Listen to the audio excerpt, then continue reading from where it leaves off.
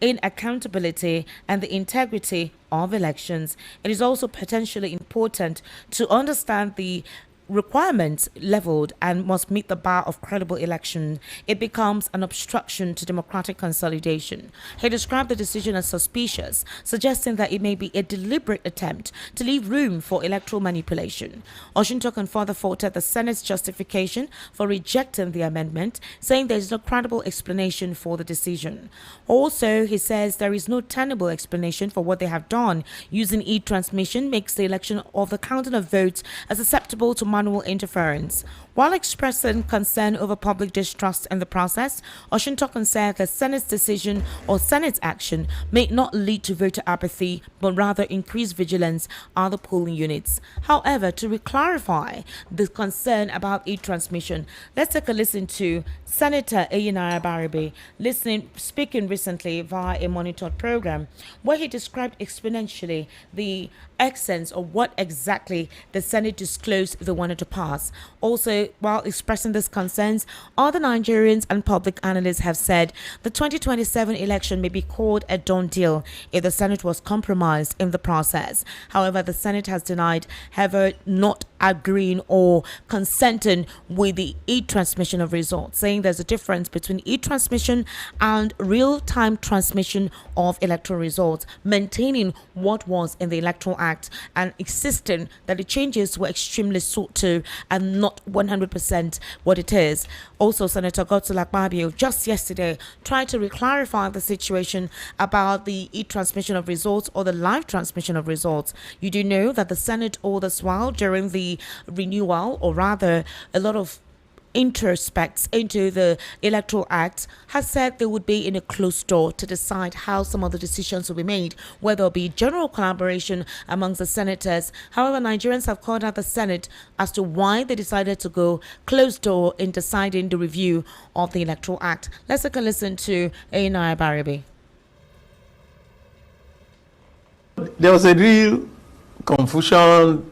Well, that's the problem we have with you guys in the National up Assembly. and down. You're always confusing us, and we don't know what's going on. We are not confusing you. Now, that was why we also, in our press conference, we said, usually, no matter how you do anything in the listen, when we come back to do the next legislative day in our process, there's a votes and proceedings. When that votes and proceedings is brought, then the Senate President will say, page 1, page 2. If there's any anomaly, you now point it and say, no, that wasn't what we approved. So, that's why we said that this process is not over until we see the votes and proceedings. So that when we're looking at the votes and proceedings, if it is now there in the votes and proceedings that it is no longer electronic transmission, what is there is transfer as per whatever was there before, then we will say no. Mr. President, no. Right. Well, two things here. Earlier, in other words, senator's integrity is at stake. Right. Because as we said, we are there only on public trust. Indeed. We are there because Nigerians say, go and do this for us. And that's why people like to hear from people like you that they have a considerable measure of trust in. You also insist that the difference between transfer and transmission is deliberate. In practical terms, how does this wording prevent results from being delayed, altered, or selectively uploaded? Because I've also given you the reason. Right. And the reason is simple. Every time you go to courts, because the wording there says transfer according to the guidelines of INEC. Right. And you go to court. And that has been removed. Precisely. We removed it now. Because the courts will always say, oh, whatever is the guidelines is not law. We understand that. But just to be ineluctably clear. Precisely. Does the approved language that you've now approved, this language of transmission, compel INEC to transmit results from polling units in real time, or does it still leave room for discretion? Well, that is why we say it should be transmit in real time, Right. so that there's no discretion given to INEC. So that's the language we should expect to That's see. exactly what we expect to see. And the Right. reason is very simple. And I'd said this, and I always want Nigerians to know. If you claim that you're here on the mandate of the people, at any level in Nigeria, and you're facing an election, for God's sake, why do you want to have something that is murky? Yeah, Why? indeed. I came here on the mandate of people of Abia South. I will prefer that on the day of election, real-time transmission, let the Abia South people say, we do not want you anymore. Well, that's what we you. want. Yeah, indeed, that's you. But the votes and proceedings have not yet been adopted. Precisely. Until that happens, can Nigerians honestly say that this reform is secure? We can now tell Nigerians, wait until you see the votes and proceedings, because the process of the votes and proceedings is also a process of acceptance or non-acceptance of what you write down. Right. If you now bring it and say, and we look at the votes and proceedings, and what we see is transfer, we will say, no, that's not what we approved.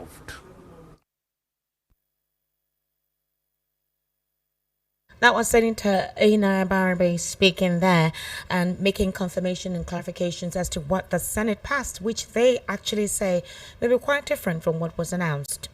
Now, a yet to be identified confirmed number of soldiers were reportedly killed by militants from the Islamic State-backed faction of Boko Haram, the Islamic State of West Africa Province, ISWAP, also known as Jama'at al-Asuna Eid Dawah Wajid, in an attack on a military base in Jacana, Kagale, government area of Borno State. Military sources disclosed to Sahara reporters that the insurgents stormed the community, shooting in all directions before attacking the military facility with explosives on Friday morning. The terrorists were said to have come in different groups and could not be counted. Sources said that many Nigerian soldiers were killed in the insurgency.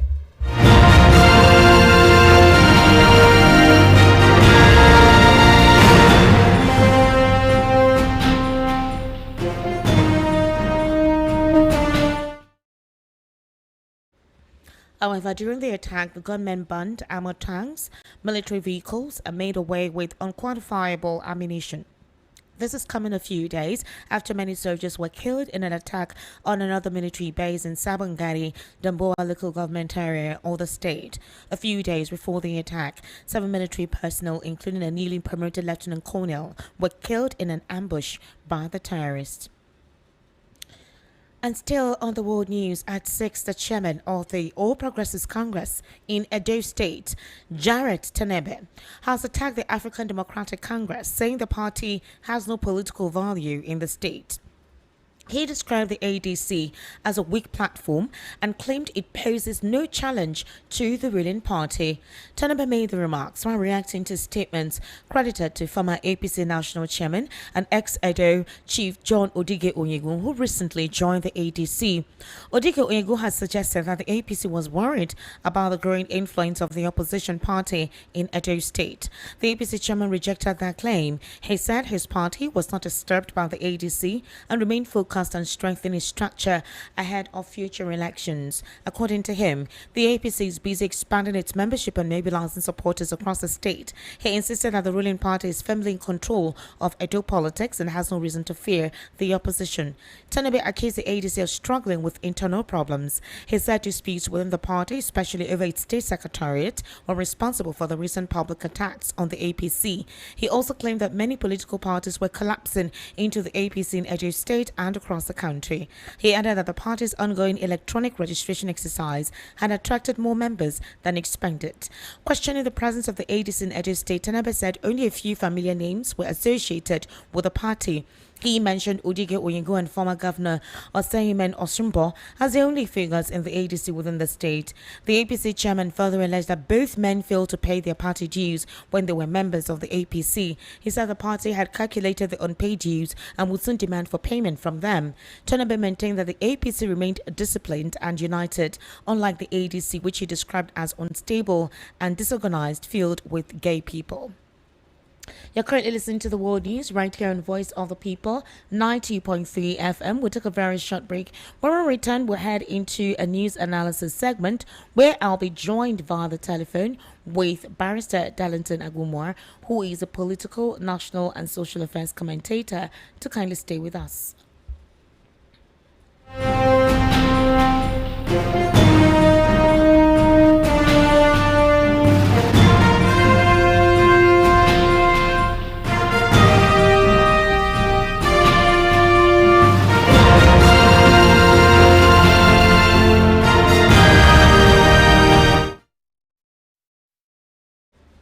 Thank you for staying with us. Barrister Darlington, good evening. How are you, sir? Barrister Darlington, how are you? Good evening. Okay, I'm trying to contact Barrister Darlington. I don't know why the call went off. Barrister Darlington Agumor is my analyst this evening. And Barrister Darlington, can you hear me? Yes. Okay, I don't know why you called the call. Good evening, sir. How are you? Good evening, son. How are you doing? I'm fine. Happy Friday. Barrister Darlington, very quickly, we heard President Donald Trump at a prayer breakfast, specifically mentioning the First Lady, Madam Remi Tinubu, saying that she's one of the pastors in one of the biggest recognized churches in Nigeria.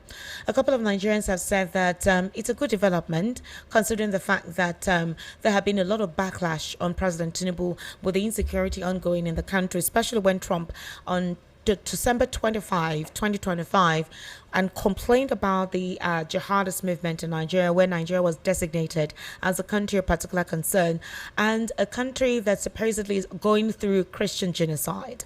Well, a couple of persons have said this is the political prowess of Tinubu, that all the while Trump was doing what he was doing, he kept quiet. He never crawled to go meet him, never actually acknowledged what he was saying or begged. Yes, he had delegates who supposedly worked with the US, and now they have a good relationship. And now Trump is the one calling out his wife to congratulate him, meaning that the president is liberal and the whole Christian genocide may just be a fiat. What's your take on that? Esther, there is something going on between Nigeria and America. And Tinubu is well aware. That's why he's not talking. And you know, when they talk of security matter, it's not something that you disclose openly. But I know there is something going on with the way and their body language is talking. Yes. And so, if the woman went to America, it was on invitation. She didn't go there on her own now. Yes, obviously. Yes, so that means, yeah, they welcomed her. They wanted her to come, and that's why she went. So I don't see anything wrong with the issue. Look, with the position of Tinubu and the wife, anything they say now will be used against them by this northern cabal. In fact, I sympathize with Tinubu. He never knew that the agreement he entered with the North will turn out like this. He's in a very big dilemma. That is the position Tinubu found himself now. Ask yourself, why is he not talking about this insecurity? We only hear that he gave order. But have you ever heard him speak on what America is doing in Nigeria? The time they bombed Sokoto, the time they brought some of their troops here. This is a state matter, but Tinubu is not talking. Have you asked yourself the reason? Mm-hmm. The reason is very obvious, but I don't want to say it here. All I'm saying is that whichever way solution will come, let it come. Because I have warned this northern cabal that this their arrogance in fact, it will cause a lot of problems if they are not careful. One day they wake up and discover that there is no Nigeria for them to what? For them to harass, for them to kill, for them to intimidate, and for them to control. If they are not careful, it will come to pass. Because it can never continue like this.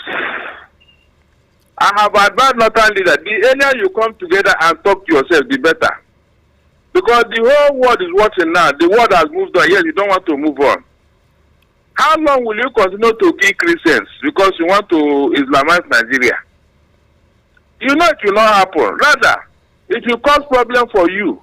But That's the Barrister, truth. the recent killings in Kwara were basically the Muslim community. Kayama, they were more Muslims than Christians. They were actually Muslims. In as much as they refused to accept Esther, the radicalization, indoctrination of the Esther, jihadists. do not be deceived. They want to tell us that Muslims are equally being killed. You can imagine these people, how far they can go. Eh? You can imagine these people, how far they can go. You can call it collateral damage. Eh? So you must kill your own people to prove a point that Muslims are equally killed, Abi. No, tell me. Okay, let us begin to count the numbers. How many Christians have been killed and how many Muslims have been killed? If you want to go through that route. This other one that somebody told the Christians that, look, except you convert to Islam, we are going to kill all of you, or you start paying money for your safety. What kind of arrogance is that? Eh? Can any Christian go that far? All the statements that have made so far, can any Christian do it? The threat to Tinubu's wife, can any Christian do such a thing? When Buhari's wife was in office, did any Christian threaten her in such a manner? So the arrogance of our northern Muslims, most of them, is unbecoming. That is why I said, look, if you don't tell me that it's not all of you, then the few of you that they still have their head intact, call a meeting, knowing fully well that these people are causing problem for you. Yes, they are causing problem for you. You, the leaders, call a meeting, come together, and talk to your mad dogs. These guys that you people bred. Look, there are things you will do. We know that yes, you are serious. Esther, why is it that when this killing happen, either Muslim or Christian, no local leader will talk? Please tell me, what's the meaning of that? But they'll be pursuing a politics. Amon Vita must go. The annex chairman must go. He wrote an article. All those things. What does it tell you? That is where their interest is. This killing does not bother them at all. It doesn't. Esther, it doesn't. And it makes me to suspect that yes, something is happening. So, if Donald Trump can invite more Christians to America so that they can be having a rapport, no problem. No problem. All right, Barrister, let's go into the political situation in the country. Politics officially has kicked off across board. I mean, you're already seeing the APC working hard, also picking its members from different zones who will mobilize persons for the City Boy and Tinubu movement. You have Obi Cubana of Anambra State. He's already working on that. You also have a couple of Nollywood actors and actresses representing different zones and influencing for President Bola Ahmed Tinubu ahead of 2027. But Barrister, with the killings in the country, and a lot of political insinuation has been tendered into it. So a couple of persons are saying that this is basically what it is to vote for APC. They went to 2023 that Kwara State voted for APC, so maybe what is going on with them, they deserve it. Others are now trying to regionalize the whole thing. The problem is that there is no empathy.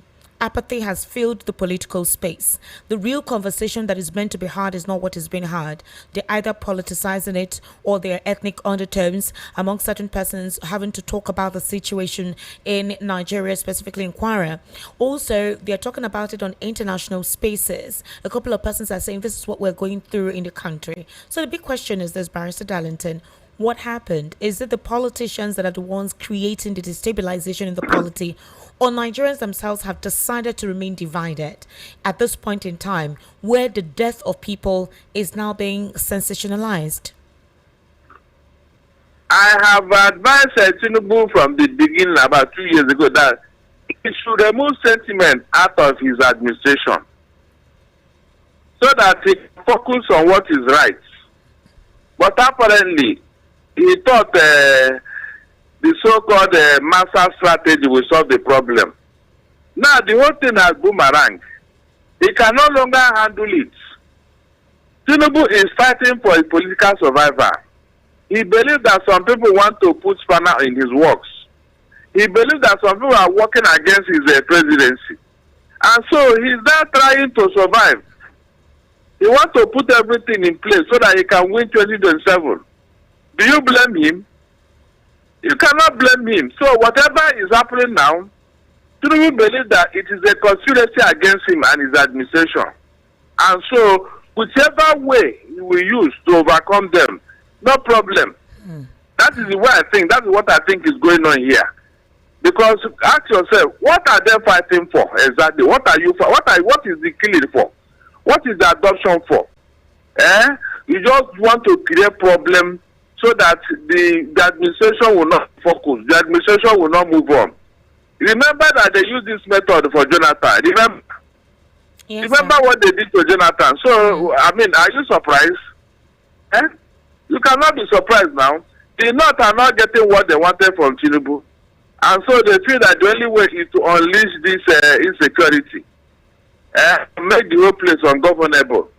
But Tinubu he's trying to overcome all this through his own way. It's through his own way. And that's what he's applying. Anybody who can be anybody who can be of help, Tinubu will employ that person. As long as he wins 2027. I mean, are you surprised? You can't be surprised because that is what is going on here. Yes, he's applying Machiavellian principle. The end justifies the means. So I cannot really blame him. I blame the opposition who is not up and doing. I mean, it's politics now, Nigeriana. That's Nigerian politics. If you cannot stand the heat, then leave the kitchen. That's the truth. All right, Barrister Darlington, finally, before I let you go, in regards to the situation with Natasha Akpoti, we heard earlier in the year that Senate President said, I have forgiven you. I'm no longer pursuing this case. I'm no longer going to continue with this matter anymore. So what happened with the indictment on Natasha Akpoti concerning murder from Godswill Akpabio? It was quite surprising to see that the case is still ongoing, despite the Senate President telling us that he's been touched, by God with the service he attended earlier in the year, that he's been touched and he believes that the right call is to drop every charge. But then a police investigation has indicted Senator Natasha over the allegations that she told a United States-based activist that Senate President Godswill Akpabio was involved in the murder of late Inyobong Umoren and the harvesting of her organs. So, based on the petition in April, Akpoti Uduaghan was contacted the said lady, Sandra Du, and she claimed that Akpabio and his wife were responsible for the killing of one Inyobong Umoren and the harvesting of her organs to treat the Senate President's wife. So apparently they are going on with the case. How do you look at the situation? I mean, is it because of the political season? Could Natasha not have actually apologized afterwards, despite, the Senate President telling us at the beginning of the year that all of the petition and litigations against persons who had affected him in one way or the other in court have been dropped? When Akpabio made that statement, I was in that TV studio and I said it will not work because it takes two to tango. Until Natasha equally said that, yes, I have equally accepted your holy branch. I am no longer pursuing any case against you and all that. I too, I am withdrawing all the charges against you. That is the only way this matter can be settled. It was only Akpabio who said I'm withdrawing. But Natasha didn't say so. On record, I didn't hear her say that, look, I too have accepted what you said. I didn't hear her say so. So, besides, what Akpabio withdraw was cases in court. He didn't say that he had asked police to stop their investigation. So, it is the police that look, I too have accepted. The court is different from the police. It is the police investigation that we are talking about now. Whether they will take it to court is another kettle of fish. That is the truth. And it will depend on Akpabio for them to go to court with it. Except he now tells them, look, leave all those things, whether he have indicted her or not. I'm no longer interested. But if you now continue, that means that, like they say in Nigeria, it was a political statement. It was a political statement from all indications now. And like I said, whenever you are in the bad book of the government, they will do everything to put you down. You can never win a government. It's not possible. You can never. they must find a way to deal with you. That's just the truth. Have you asked yourself why the federal government of Nigeria had to be involved in such a matter? When Natasha was talking or having issues with Akpabio, all the hierarchy of government were now involved. They came into the matter, even when the woman did not mention any of them in the case. So, I mean, they want the federal mind to come into the matter. You want to disgrace one of their own, number 3 citizens in the country. They will not allow you. Esther, they will never allow you. That is the truth. So the earlier Natasha find a way out of this matter, the better. That's what I think here. All right, Barrister Darlington, thank you so much for taking your time to give us your perspective on some of the stories read out on the World News at 6. We sincerely do appreciate your input. My pleasure. All right, and that was Barrister Darlington Agumore. He is a political, national, and social affairs commentator. Barrister Darlington Agumore was just giving us his own insights into some of the stories that were read out on the World News at 6. Now, just before we go, let's look at stories outside the shores of Nigeria. Senior U.S. and Iranian officials have had talks in Oman amid a crisis that has raised fears of a military confrontation between the two countries. The indirect discussions in the capital, Muscat, happened as the U.S. military built up its presence in the Middle East in response to Iran's violent repression of nationwide anti-government protests last month, which human rights groups say killed many thousands of people. Speaking on state television after the talks, Iranian Foreign Minister Arghachi said negotiators will return to their capitals for consultations, but described the meeting as a good beginning. Iran had previously said the talks will be limited to its nuclear program.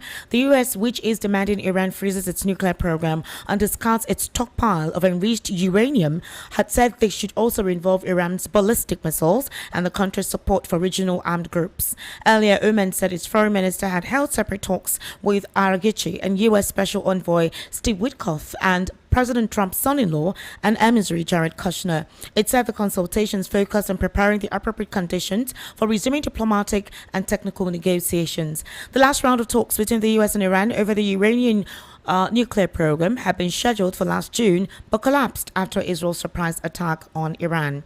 While in recent weeks Trump has threatened to bomb Iran if it does not reach a deal, the U.S. has sent thousands of troops and what Trump has described as an armada to the region, including an aircraft carrier along with other warships as well as fighter jets. And that's a wrap on the World News at 6. My name is Esther Machuku. Good evening and thank you for staying with us.